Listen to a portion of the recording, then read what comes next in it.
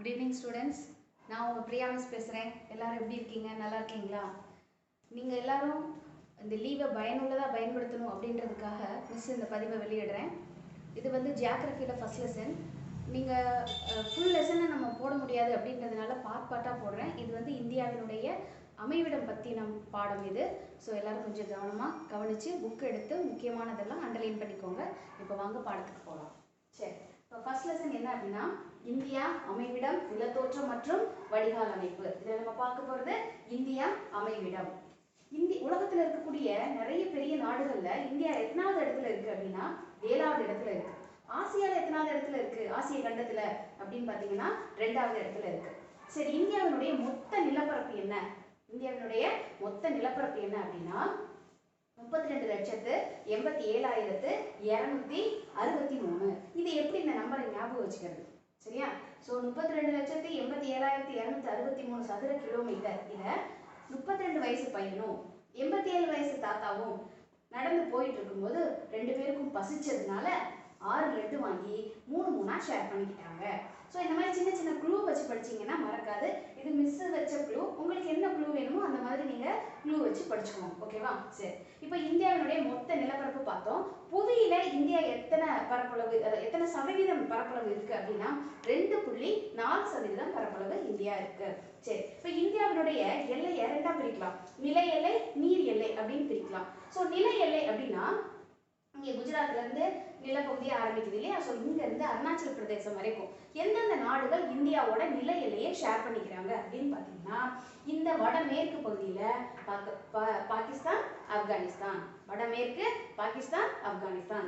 வடக்கு அப்படின்னு பார்த்தீங்கன்னா சீனா, நேபாளம், பூட்டான். கிழக்கு அப்படின்னு பார்த்தீங்கன்னா வங்கதேசம், மியான்மர். இந்த நாடுகள் எல்லாம் இந்தியாவோட நில எல்லையை ஷேர் பண்ணிக்கிறாங்க. சரி, அதிகமா நில எல்லையை இந்தியாவோட ஷேர் பண்ணிக்கிற நாடு எது அப்படின்னு பார்த்தீங்கன்னா வங்கதேசம். எத்தனை கிலோமீட்டர் அப்படின்னா 4156 கிலோமீட்டர் அதிக அளவு நில எல்லையை ஷேர் பண்ணிக்குது. அப்ப எந்த நாடு மிக குறைந்த அளவு நில எல்லையை ஷேர் பண்ணிக்குது அப்படின்னு பார்த்தீங்கன்னா இந்த இடத்துல இருக்கக்கூடிய ஆப்கானிஸ்தான். எவ்வளவு கிலோமீட்டர்? 106 கிலோமீட்டர். சரி, இப்ப தெற்கு எல்லை அப்படின்னு சொல்லி வந்தோம்னா தெற்குல பார்த்தீங்கன்னா கடற்கரை இல்லையா? ஸோ இந்த கடற்கரையினுடைய நீளம் எவ்வளவு? இந்திய கடற்கரையினுடைய நீளம் எவ்வளவு? 6100 கிலோமீட்டர். இது மட்டும்தான் இந்தியாவினுடைய கடற்கரையின் நீளமா அப்படின்னா கிடையாது. ஏன் கிடையாது?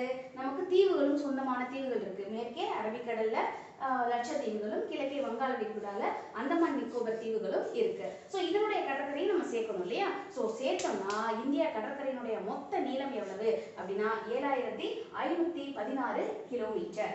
சரி, அப்ப இந்த கொஸ்டினை 2ஆ கேட்கலாம். இந்திய கடற்கரையின் மொத்த நீளம் எவ்வளவு அப்படின்னா 7516 கிலோமீட்டர் எழுதணும். தீபகற்ப இந்திய கடற்கரையின் நீளம் எவ்வளவு அப்படின்னா 6100 கிலோமீட்டர் அப்படின்னு எழுதணும். சரியா? சரி, இப்ப இந்தியாவையும் இலங்கையும் பிரிக்கின்ற இந்த ஆழமற்ற கடல் பகுதிக்கு என்ன பேரு அப்படின்னு பாத்தீங்கன்னா அதுக்கு பேரு பாக் நீர் சந்தி. சரி, அடுத்தது பாத்தீங்கன்னா இந்தியாவை ஒரு துணைக்கண்டம் அப்படின்னு சொல்றோம். துணைக்கண்டம் அப்படின்னா இந்தியாவை மட்டும் கிடையாது, இந்தியாவோட சேர்த்து சில நாடுகளையும் சேர்த்து துணைக்கண்டம் அப்படின்னு சொல்றோம். அது எந்தெந்த நாடு அப்படின்னா பாகிஸ்தான், நேபாளம், பூட்டான், வங்கதேசம், மியான்மர், இலங்கை. இது எல்லாத்தையும் சேர்த்து இந்தியாவை துணைக்கண்டம் அப்படின்னு சொல்றோம். ஏன் துணைக்கண்டம்னு சொல்றோம் அப்படின்னா இப்போ ஃபர்ஸ்ட் கண்டம்னா என்ன அப்படின்னு தெரிஞ்சாதானே துணைக்கண்டம் நமக்கு புரியும். கண்டம்னா என்ன அப்படின்னு சொன்னா பரந்த நிலப்பரப்பு கொண்ட பகுதியாக இருக்கணும்.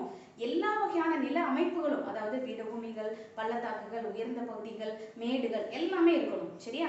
அதே மாதிரி காலநிலை, வறண்ட காலநிலை, குளிர்ந்த காலநிலை, பனி உறைந்த பகுதி, இந்த மாதிரி எல்லாமே இருக்கணும். காலநிலையும் இயற்கை வளங்கள், அதாவது இயற்கை வளங்கள் இருக்கணும். தாவர வகைகள், விலங்கினங்கள், மனித இனங்கள், மொழிகள், கலாச்சாரங்கள் எல்லாத்துலேயும் வேறு வேறுபட்ட மக்கள் ஒரு பகுதியில வாழக்கூடியதா இருக்கணும். அதை தான் என்னன்னு சொல்லுவோம்?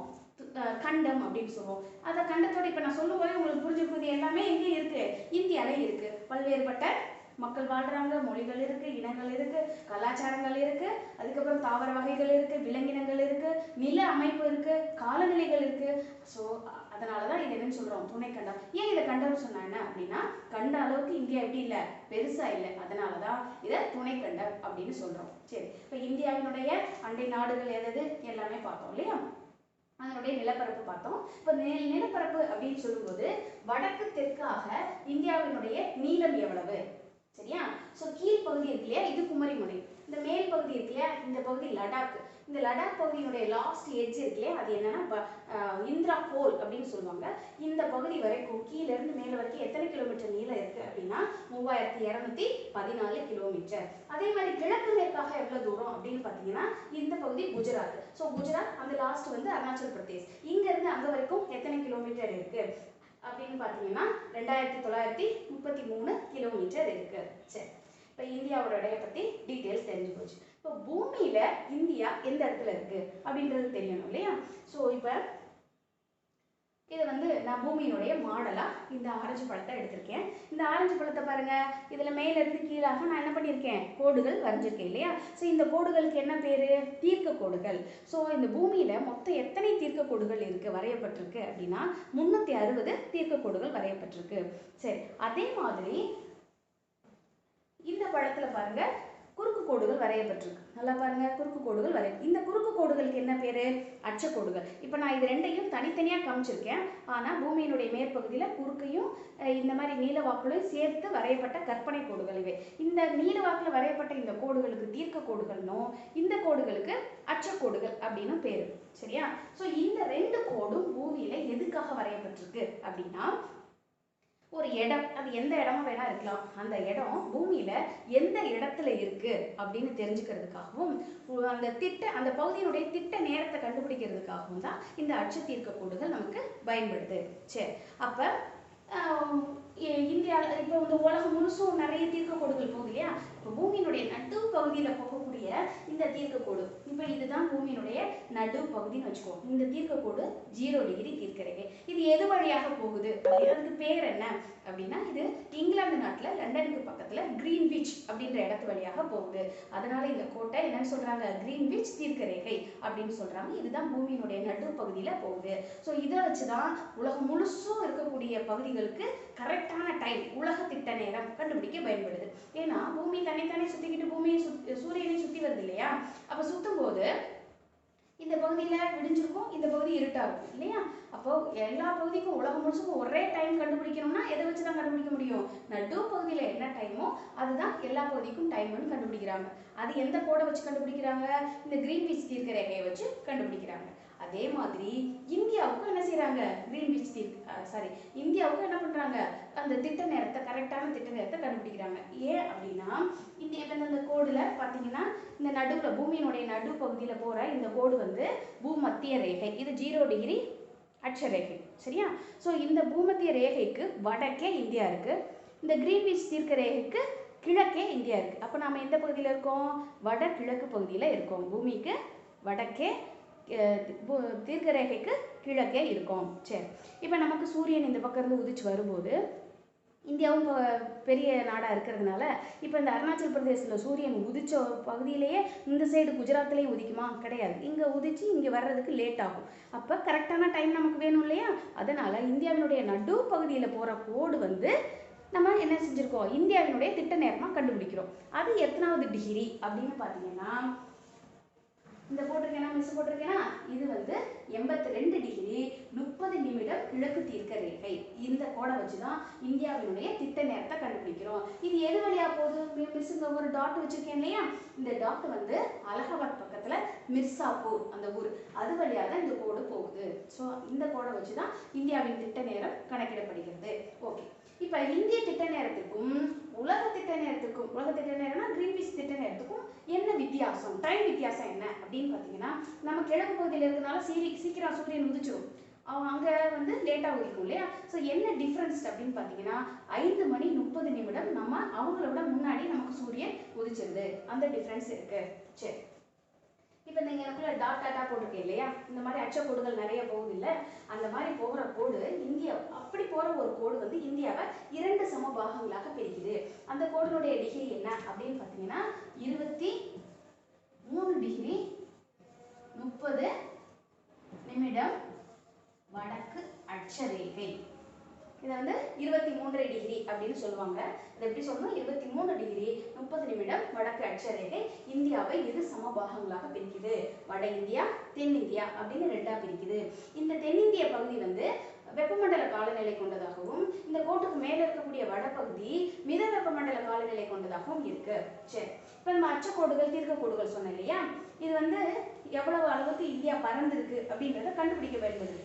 சரியா, இப்ப இந்த லாஸ்ட்ல குமரி முனையில இருந்து இப்படி குறுக்க போற கோடுகள் அச்சக்கோடுகள் இல்லையா, அந்த கோடெல்லாம் ஸோ இப்படி போற கோடுகள்ல இந்த லாஸ்ட் எட்ஜில் போற கோடுடைய டிகிரி என்ன அப்படின்னா 8 டிகிரி 4 நிமிடம் வட அட்சரேகையிலிருந்து இந்த வடக்கு இருக்கக்கூடிய இந்திரா கோள் இருக்கு இல்லையா, இந்த பகுதியில 37 டிகிரி 6 நிமிடம் வட அட்ச வரையிலும் இந்தியா பரவி இருக்கு, வடக்கு தெற்காக பரவி இருக்கு. சரி, இப்ப கிழக்கு மேற்காகனா இப்படி கோடு போகுது இல்லையா, அதை வச்சு கண்டுபிடிக்கிறோம். ஸோ குஜராத்ல போற கோடு எது, இந்த 68 டிகிரி 7 நிமிடம் கிழக்கு தீர்க்கம் முதல் அந்த லாஸ்ட்ல அருணாச்சல் பிரதேசத்துல போற கோடு 97 டிகிரி 25 நிமிடம் கிழக்கு தீர்க்க வரையிலும் இந்த தீர்க்க கோடுகள் பரவி இருக்கு. இதுதான் இந்தியாவினுடைய அட்ச தீர்க்க பரவல். ஓகே, இப்போ எத்தனை கோடுகள் இந்தியா வழியாக தீர்க்க கோடுகள் போகுது, இந்த லாஸ்ட்டும் அந்த லாஸ்ட் மட்டும் தானே சொன்னோம். இப்படி எத்தனை கோடுகள் இந்தியா வழியாக போகுது அப்படின்னா ஏறத்தாழ 30 தீர்க்க கோடுகள் இந்தியா வழியாக போகுது. சரி, அடுத்தது இந்த அந்தமான் நிக்கோபர் தீவுகள் இருக்கு இல்லையா, இந்த அந்தமான் நிக்கோபர் தீவுகளுக்கு இடையில இருக்கக்கூடிய இந்த கேப் இருக்குல்ல, இந்த கேப்ல இருக்கக்கூடிய அந்த கடல் பகுதிக்கும் ஒரு பேர் இருக்கு.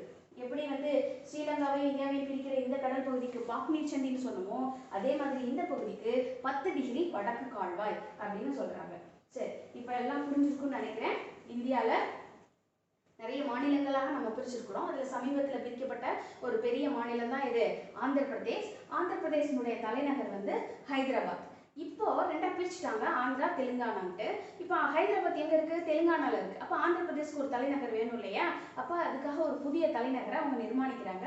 அந்த தலைநகரோட பேரு அமராவதி. இப்போ அமராவதி தான் தலைநகரா அப்படின்னா இல்லை. ஏன் அப்படின்னா அது இப்போதான் நிர்மாணிக்கப்பட்டுக்கிட்டு இருக்கு.